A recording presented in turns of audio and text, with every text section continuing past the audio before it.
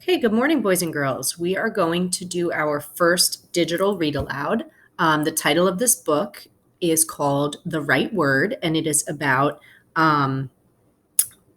Peter Mark Roget, who actually created that's a tongue twister, thesaurus.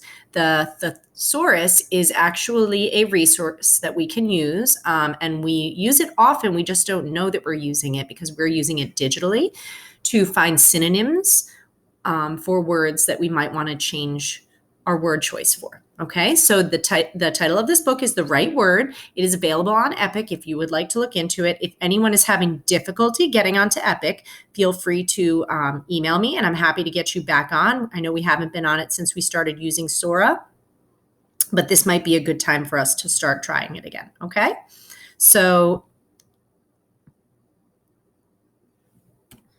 here we go. This book has some excellent artwork too, which is one of the reasons that I chose it. Even though it is a digital read aloud, I think it's pretty powerful. If you just give me 1 second here, my computer's a little bit laggy today. Okay, so The Right Word, Roget and his Thesaurus.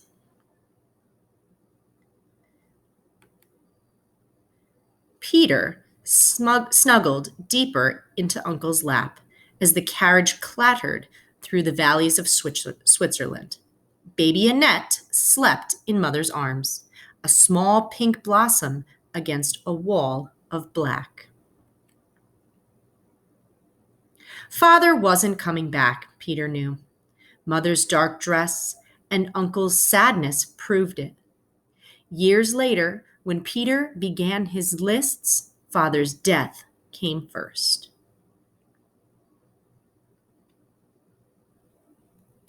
Peter's family moved often, so making friends was difficult. But books, Peter discovered, were also good friends. There were always plenty of them around, and he never had to leave them behind. When he was 8, he started to write his own book. On the cover, he wrote, Peter Mark Roget, his book.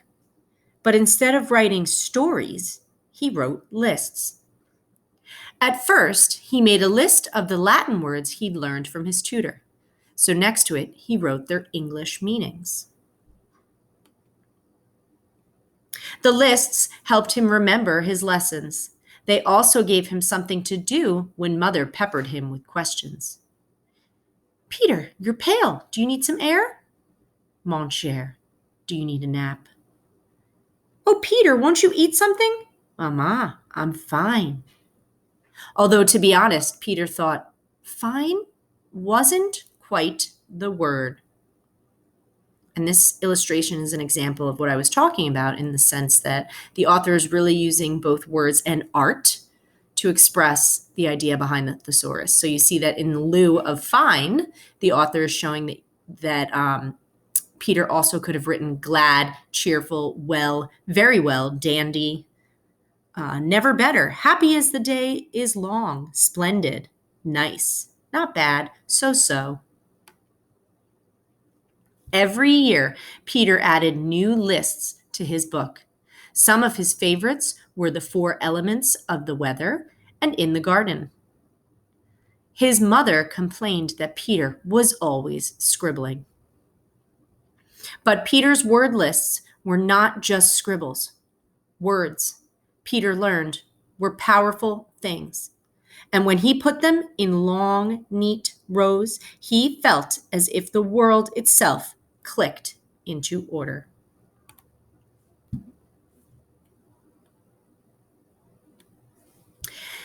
Teenage Peter was tall, thin, and very shy. He spent hours reading science books. He especially liked one written by Linnaeus, a man who made lists, just like Peter did. Linnaeus put the names of animals and plants in categories. And that made nature much easier to study. Just as Linnaeus had wandered through his garden in Sweden, Peter wandered through the London parks, making lists of all the videos and insects. He preferred to wander alone.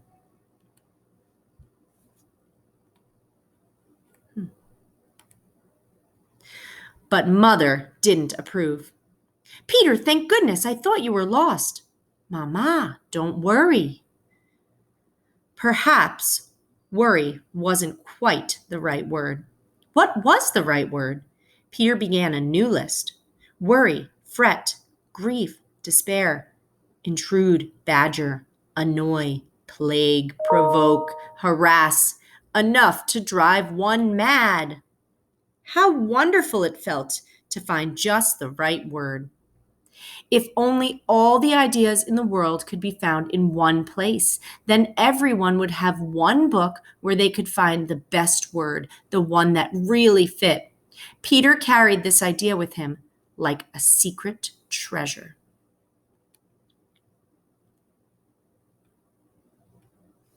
In 1793, the Rogers moved to Edinburgh, Scotland, where Peter encountered medical school.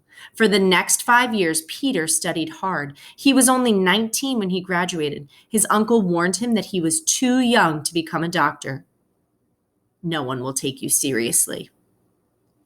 What could he do in the meantime? He could teach math, science, and French. He could tutor. Then he met a wealthy man with 2 teenage sons. Would you be their teacher? Would you take them traveling? Oui, bien sûr. Yes, of course. In Paris, Peter and the boys were never short of things to do or places to go. They even saw Napoleon lead his troops through the city. The soldiers marched lockstep in long, orderly rows, just like the lists in Peter's books. Finally, Peter was old enough to be a doctor. His first job was in Manchester, England. The people who worked in the factories there were poor and often sick. Peter tried his best to keep them healthy. At night, he worked on his lists. In 1805, Peter finished his first big book of word lists. It had 100 pages, 1,000 ideas, and listed more than 15,000 words. He kept it on his desk so that he could find just the right word whenever he needed it. When Peter moved back to London, he joined science societies and attended lectures given by famous thinkers and inventors. But before long, he was asked to give lectures too. But could he do it? Could shy Peter Roget face a crowded room and talk about what he knew? Yes, he could. With his book in hand, Peter spoke concisely, with clarity and conviction.